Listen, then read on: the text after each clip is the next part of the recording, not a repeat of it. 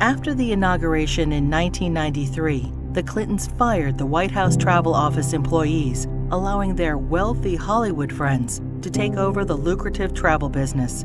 This led to investigations by the FBI, DOJ, GAO, Oversight Committee, and the Whitewater Independent Council. The Clintons claimed the firings were due to financial misdeeds, but the employees were cleared on all counts. Hillary Clinton allegedly played a central role in the firings, yet in her sworn testimony, she claimed she was not involved. The independent counsel found this to be factually inaccurate and that she made factually false statements. The Clintons were forced to remove their friends and reinstate the previous employees. Vince Foster, the longtime friend and companion of Hillary Clinton, was significantly involved in several Clinton scandals. Due to the strange circumstances surrounding his death in 1993, an investigation ensued. Before the police arrived, Clinton staffers illegally removed boxes of documents on Whitewater and presumably Travelgate and other sensitive issues. President Clinton put his wife in charge of the most expensive program in the country. There was a national outrage that the unelected, unqualified First Lady was going to design America's healthcare system. In a 1993 interview, Hillary Clinton admitted, "I am not an expert on healthcare. I'm not somebody who has studied it." Hillary Clinton kept the Presidential Task Force on National Healthcare Reform shrouded in such secrecy that a federal judge threatened to hold the administration in contempt. 2 years later, the healthcare plan was a 1,342-page nightmare, including gatekeepers, health alliances, purchasing cooperatives, new and higher taxes, and restrictions on choosing doctors. Physicians, hospitals, large and small businesses, insurance companies, Democrats, Republicans, and the general public rejected the program, and it failed disastrously. The General Accounting Office put a price tag of $32 million on Hillary Clinton's healthcare fiasco. For dishonesty, Hillary Clinton and others were fined $450,000. Court costs to taxpayers were $725,000. In 1996, with Hillary Care fresh in their minds, Americans voted both the Senate and the House into Republican hands for the first time in over 4 decades. In 1994, President Clinton's Attorney General Janet Reno initiated an investigation focusing on fraud accusations against the Clintons regarding their real estate venture, Whitewater Development Corporation, co-owned with their friends Jim and Susan McDougal. Hillary Clinton was the central figure, and the probe revealed pervasive conflicts of interest between the Rose Law Firm, where Hillary Clinton was partner, and its client, Madison Guarantee, owned by Clinton business partner Jim McDougal. Hillary Clinton claimed billing records subpoenaed and critical to the investigation were lost. It is presumed they were stolen from Vince Foster's office the night he died. 19 months later, following the Clintons' acquittal, many of the missing records reappeared in the Clintons' residence.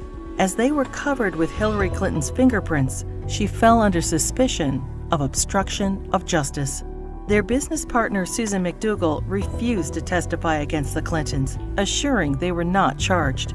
Susan McDougal went to prison for her silence, but was pardoned by President Clinton. 15 Clinton associates were convicted of 40 federal crimes related to Whitewater.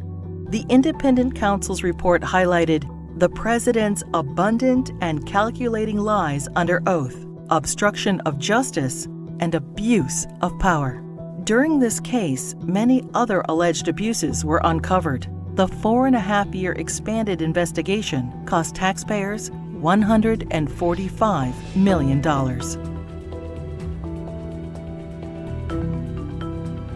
Hillary Clinton's trades in cattle futures raised suspicions of improprieties as her very first trade of $5,000 quickly turned into over $490,000. She refused to release her tax returns for the years in question. Hillary Clinton insisted that she made all the investment decisions herself, The investigation proved her trades were actually placed by her friend James Blair through the brokerage firm Refco. James Blair was outside counsel for Tyson Foods, the largest employer in Arkansas, which is state-regulated. The perception was Mrs. Clinton received preferential treatment and incredible financial returns as a way to garner favor with her husband, then governor of Arkansas. Refco was investigated and paid the largest fines in the history of the exchange.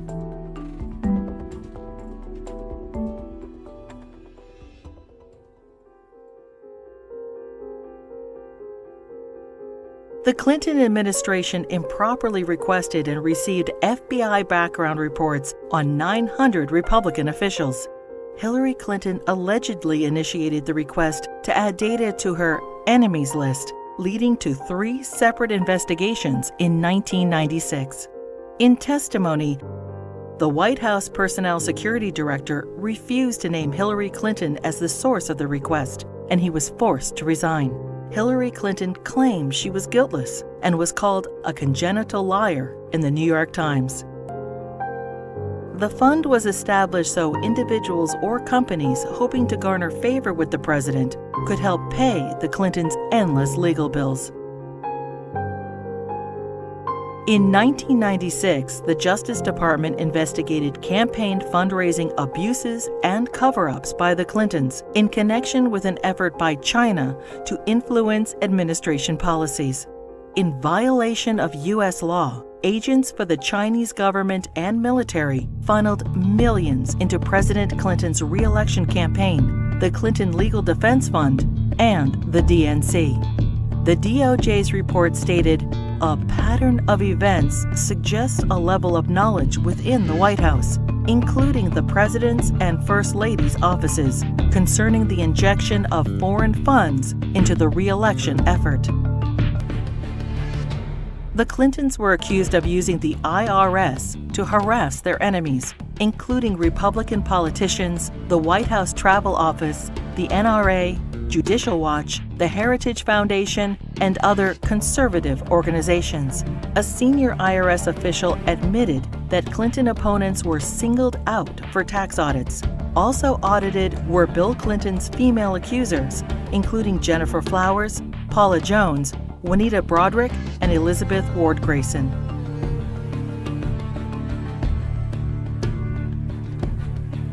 As he was leaving office in January 2001, President Clinton pardoned 450 people for crimes ranging from cocaine trafficking to kidnapping and terrorism.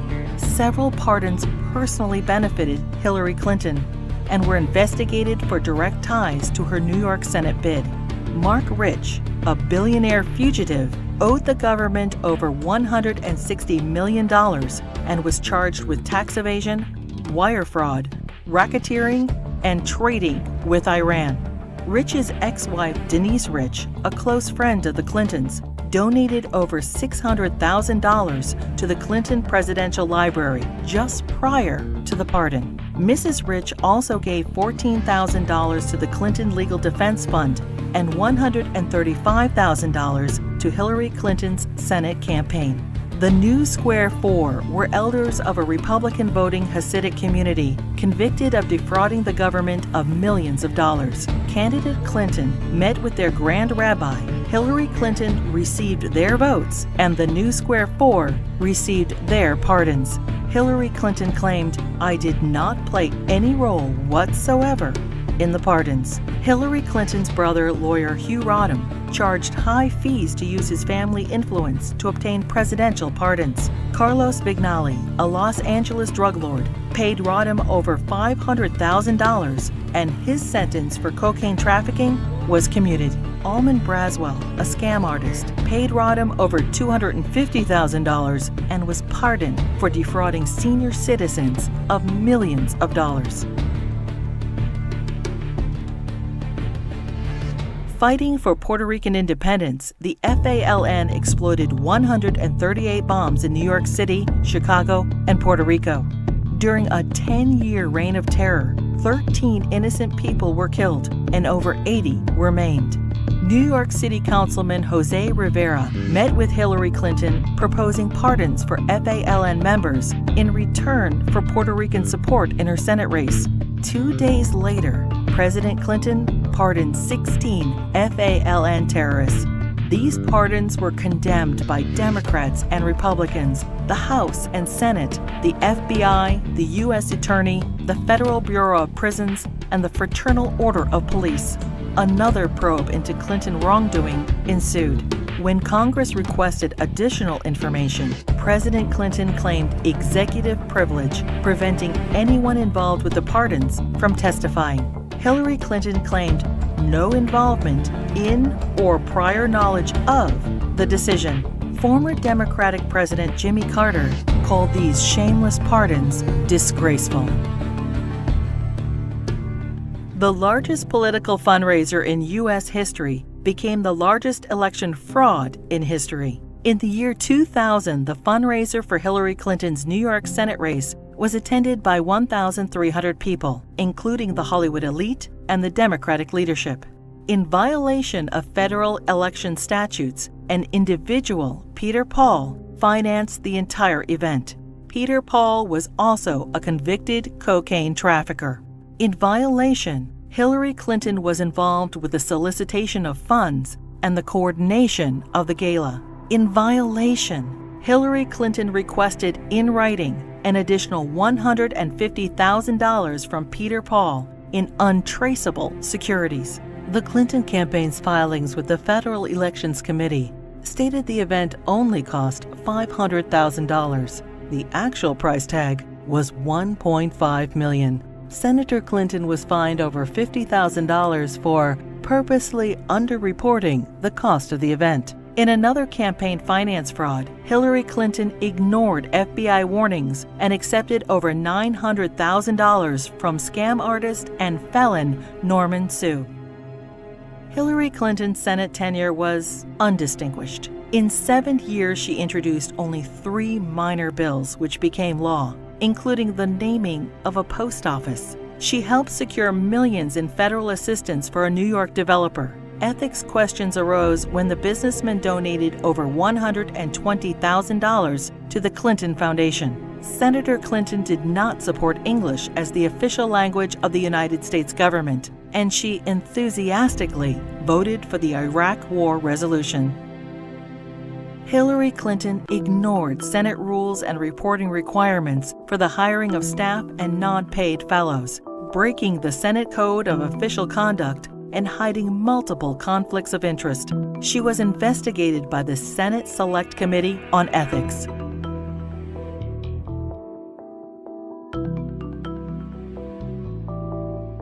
Hillary Clinton's long history of campaign finance abuses continued. Jeffrey Thompson and other fundraising bundlers for her failed 2008 presidential campaign pled guilty to conspiracy and campaign finance law violations. In the primaries, Democrats nominated the little-known junior Senator Obama over the well-known, scandal-ridden Hillary Clinton. In 2009, President Obama nominated Hillary Clinton as Secretary of State. In 2014, the State Department spokesperson was asked to identify one tangible achievement from Hillary Clinton's 4 years as Secretary of State. She responded, "I am certain those who were here at the time, who worked hard on that effort, could point out one." Secretary Clinton's tenure had no signature doctrine or diplomatic breakthrough. It was, however, 4 more years of scandals. The Clinton State Department wasted $80 million on a U.S. consulate in northern Afghanistan, which will never be completed. Under Clinton's name, the Foreign Service gathered details on foreign diplomats, our allies and officials of the UN, including internet usernames, email addresses, credit card numbers, fingerprints, frequent flyer account numbers, and work schedules. The Clinton State Department lost approximately $6 billion due to improper filing of contracts. The FBI, CIA, and the DOJ requested that Boko Haram be designated as a terrorist group so the agencies could pursue them. Secretary Clinton declined, and the group continued its reign of terror, including the kidnapping of 300 schoolgirls in Nigeria. A special investigator for the State Department claims probes into illegal acts by the Diplomatic Security Service and ambassadors were influenced, manipulated, or simply called off under Hillary Clinton. These include sexual assaults by State Department security officials in Beirut, endemic engagement of prostitutes by Hillary Clinton's security detail, drug use by State Department contractors in Baghdad, solicitation of child male prostitutes by U.S. ambassador to Belgium.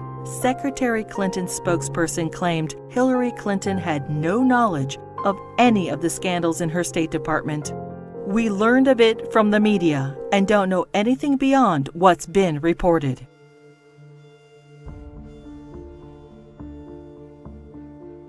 The United States mission in Benghazi, Libya, was attacked on September 11, 2012.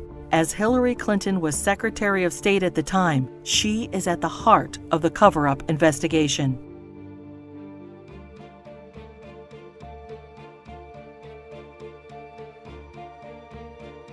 When she finally testified to Congress 4 months after the attack, she famously stated, "The fact is we had 4 dead Americans. Was it because of a protest? Or was it because guys out for a walk one night who decided they'd go kill some Americans? What difference at this point does it make?"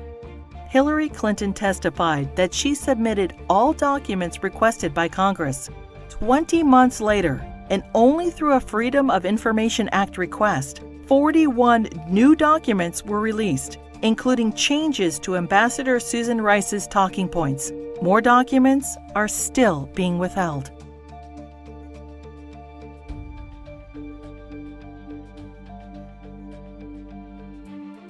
The Presidential Records Act allows restricted access to documents for 12 years after leaving office. Now, 14 years later, the Clintons are still withholding thousands of records from the public.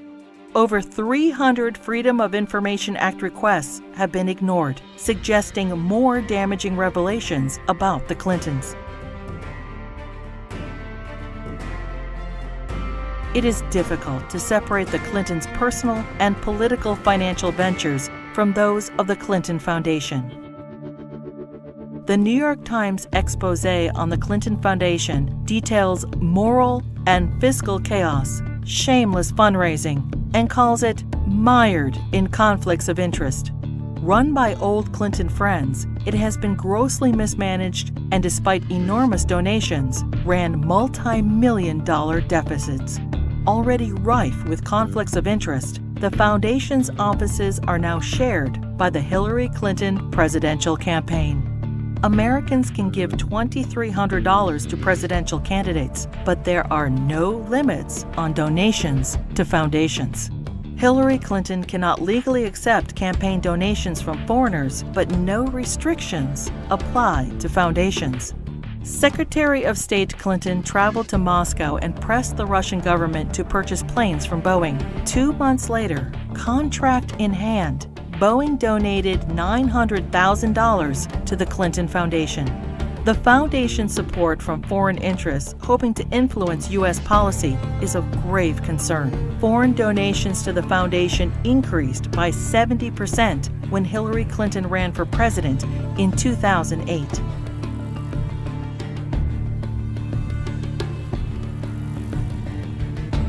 Saudi Arabia has financed terrorists, has an abysmal women's rights record, and punishes homosexuality by death. And yet, the Kingdom of Saudi Arabia is one of the largest supporters of the Clinton Foundation. In a Clinton co-presidency, every large donation could raise suspicions of improprieties or influence peddling and lead to non-stop investigations.